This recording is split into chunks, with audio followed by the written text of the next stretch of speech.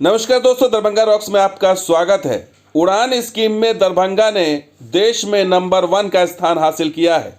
जी हाँ दोस्तों, जो रिकॉर्ड यात्री यहां आए हैं नवंबर में, आज उसी की बात करेंगे कि किस तरह से स्पाइसजेट ने 1 महीने के अंदर ही 3 विमानों से 6 विमानों का सफ़र तय कर लिया है और किस तरह से यात्री फुल है, कमाई ज़बरदस्त हो रही है, लेकिन सुविधाएं गुल हैं और सुविधा विहीन दरभंगा एयरपोर्ट ने ये साबित करके दिखाया है कि इसमें कितना दम है और कितनी क्षमता है। सिर्फ 3 शहर के लिए उड़ान हुई थी, लेकिन अब 3 और शहर जुड़ने जा रहे हैं। जनवरी में नए साल पर नया तोहफा मिलने जा रहा है। लेकिन ये सफ़र दोस्तों बताता है कि दरभंगा एयरपोर्ट सुविधा विहीन होने के बावजूद नंबर 1 बन गया है। और ये नंबर 1 कैसे बना है, ये आंकड़े बताते हैं। अगर नवंबर की बात करें तो 170 फ्लाइट्स हुई हैं और 30,370 रिकॉर्ड तोड़ यात्री जो है वो यहाँ से आए और गए हैं। जबकि गया एयरपोर्ट की बात करें तो जून में 8,290 यात्री थे,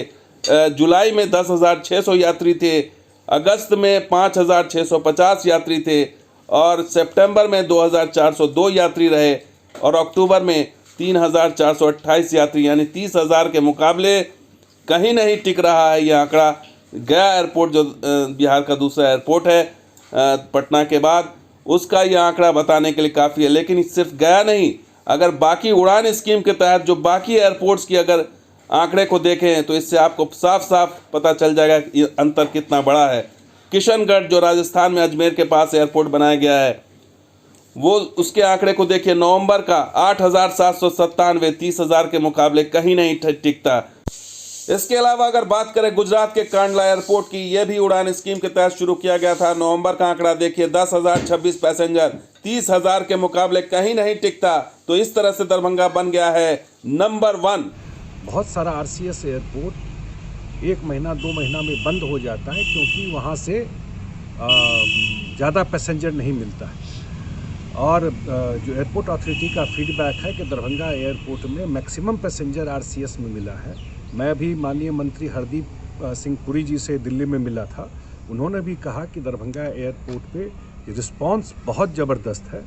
आने वाले टाइम में अगले 6 महीना में 11-12 फ्लाइट वहाँ से उड़ने लगेगा। तो बिहार के पूर्व मंत्री संजय कुमार झा बता रहे हैं कि 12 से 14 फ्लाइट शुरू होगी आने वाले दिनों में। और ये उड्डयन मंत्रालय को भी पता है कि किस तरह का रिस्पांस दरभंगा एयरपोर्ट से मिल रहा है और किस तरीके से यात्रियों के उत्साह को देखते हुए जो है वो सरकार ये विचार कर रही है कि यहाँ से और फ्लाइट शुरू की जाएगी, जिसमें एयर इंडिया और इंडिगो का नाम सबसे ऊपर चल रहा है। क्योंकि पिछले दिनों इन दोनों कंपनियों ने यहाँ का सर्वे किया था और उस सर्वे के बाद उम्मीद है कि जल्द ही यहाँ से उनकी विमान सेवा शुरू होगी। एयर इंडिया के लोग ऑलरेडी 2 बार वहाँ जा करके रिकी करके आ चुके हैं। इंडिगो एयरलाइंस के लोग भी ऑलरेडी वहाँ से फ़्लाइट उड़ाने की प्रक्रिया शुरू करने वाले हैं। जो स्पाइस जेट है, जो अन्य जगहों से जो 3 सेक्टर अभी उड़ रहा है, वहाँ से प्लान कर रहे हैं कि ऑलरेडी परमिशन के लिए मूव कर चुके हैं। तो ये उस दरभंगा की बात हो रही है जिसे फुल फ्लेज एयरपोर्ट बहुत पहले बन जाना चाहिए था, लेकिन इसे आरसीएस यानी उड़ान स्कीम में शामिल करके इस एयरपोर्ट को चालू किया गया और अब जाके सरकार को इसकी ताकत का एहसास हो रहा है। लेकिन अभी भी सुविधा विहीन एयरपोर्ट को लेकर के, स्थायी टर्मिनल को लेकर के कोई भी जवाब सरकार नहीं दे रही है। 30,000 से ऊपर पैसेंजर एलखिन है और गेलखिन है। तो दरभंगा वासी साथ साथ मिथिला वासी ला खुशी के खबर है कि दरभंगा एयरपोर्ट हमरा लगे बहुत जल्द अगर नीक सा विस्तार कल जाए, नीक सुविधा दिल जाए, नीक फैसिलिटी दिल जाए, सारा उपकरण लगायल जाए तो बिहार के नंबर 1 एयरपोर्ट होबे के यहाँ के कैपेसिटी रखे छै कि नेपाल से एयरपोर्ट पर लोग सब एथिन जेथिन।